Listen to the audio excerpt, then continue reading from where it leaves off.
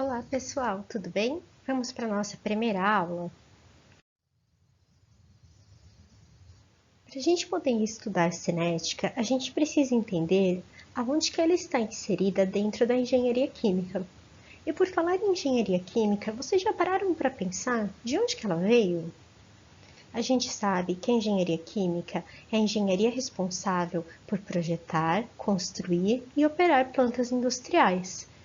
Mas é a aplicação dela, não de onde ela veio. A engenharia química é uma engenharia nova. Ela surgiu somente após a Revolução Industrial.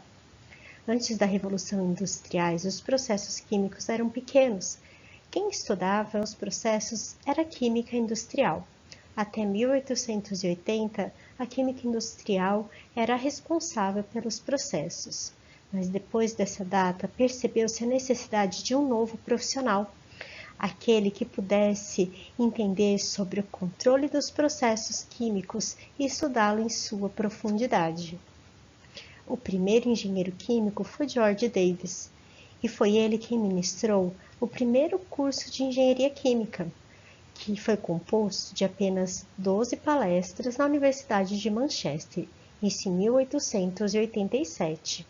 Foi ele a pessoa que viu a necessidade de uma nova profissão relacionada com a indústria química.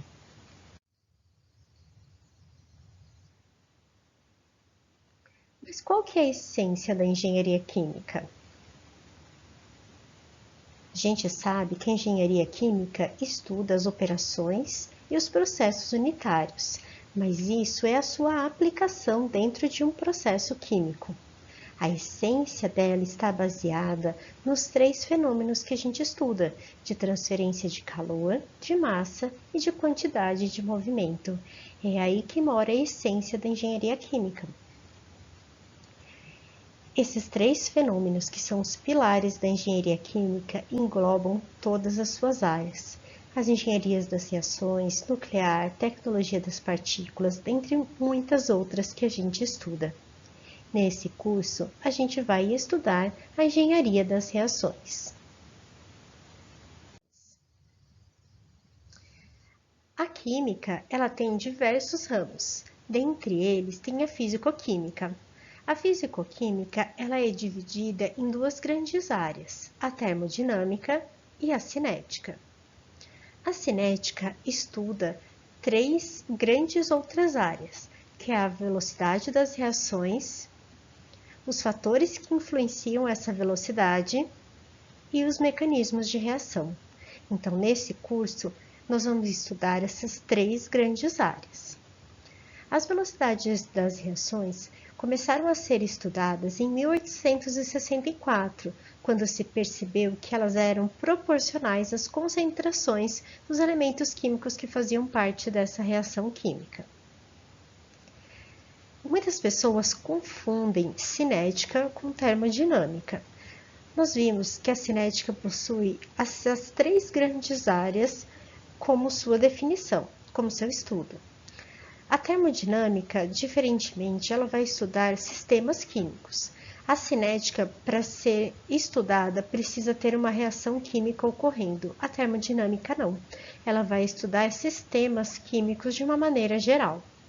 Mas quando possui reação nesse sistema, ela vai estudar se essa reação vai ocorrer ou não, apenas isso, através da energia livre de Gibbs. Todo o resto, a sua influência, a velocidade, ela é estudada pela cinética.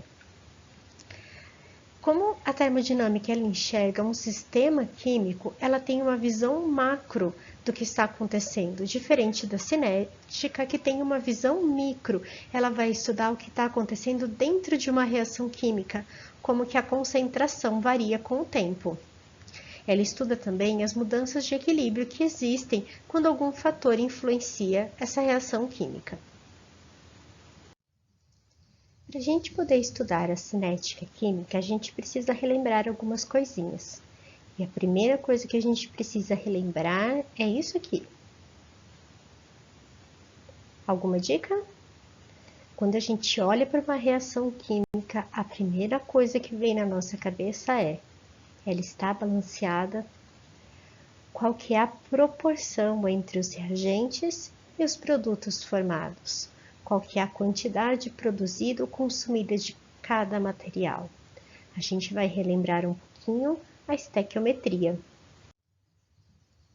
A estequiometria está baseada na lei da conservação das massas. Lembram que ela diz? Que na natureza nada se cria e nada se perde, tudo se transforma. Mas como é que a gente aplica a lei da conservação de massa numa reação química?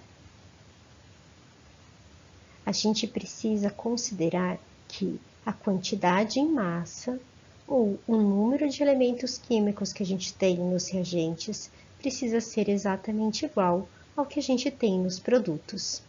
E isso a gente consegue através do balanceamento de uma reação química. O grande objetivo do balanceamento de uma reação química é determinar os coeficientes estequiométricos.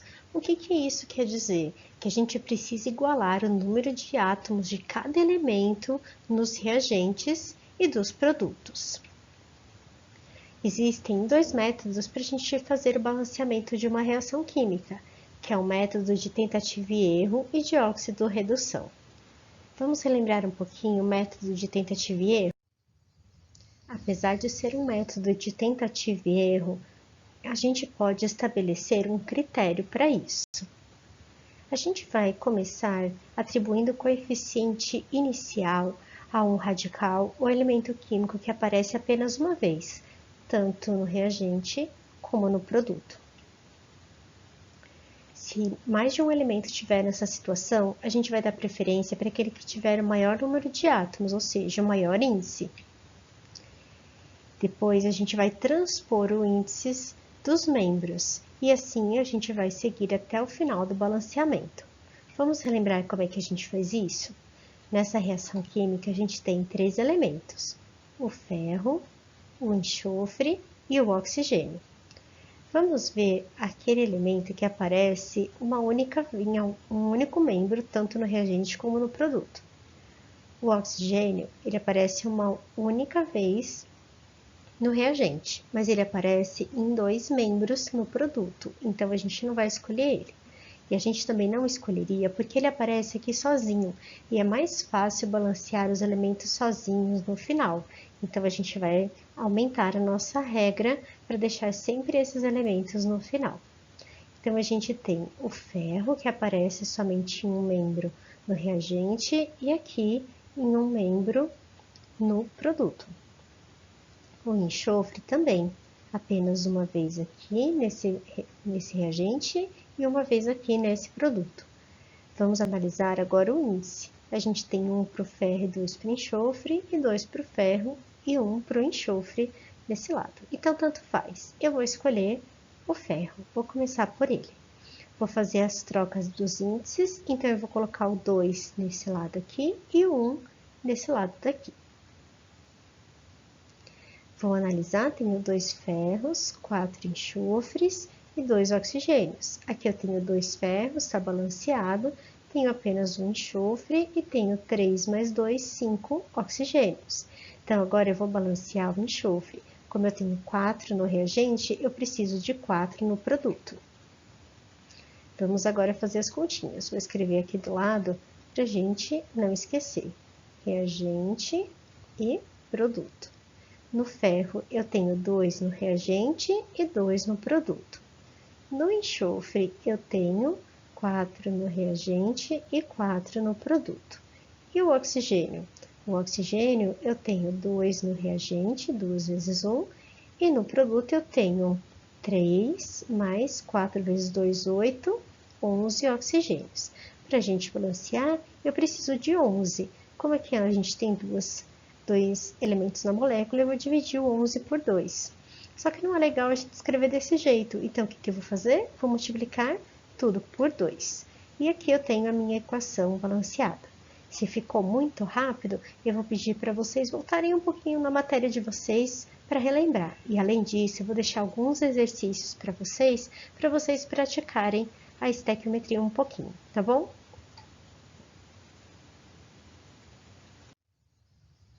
Relembrar do balanceamento, vamos relembrar um pouquinho sobre a estequiometria? A estequiometria tem o objetivo de determinar a quantidade de cada material em uma reação, relacionando os reagentes e os produtos. Então, para a gente poder fazer estequiometria, a gente precisa ter o balanceamento da reação pronta. E a gente não pode esquecer de determinar o nosso reagente limitante e determinar a pureza que a gente tem daquele material. Feito isso, a gente vai relacionar o que eu tenho com o que eu quero, para poder determinar essa quantidade. Vou encerrar esse vídeo e vou fazer um próximo vídeo para continuar a nossa matéria.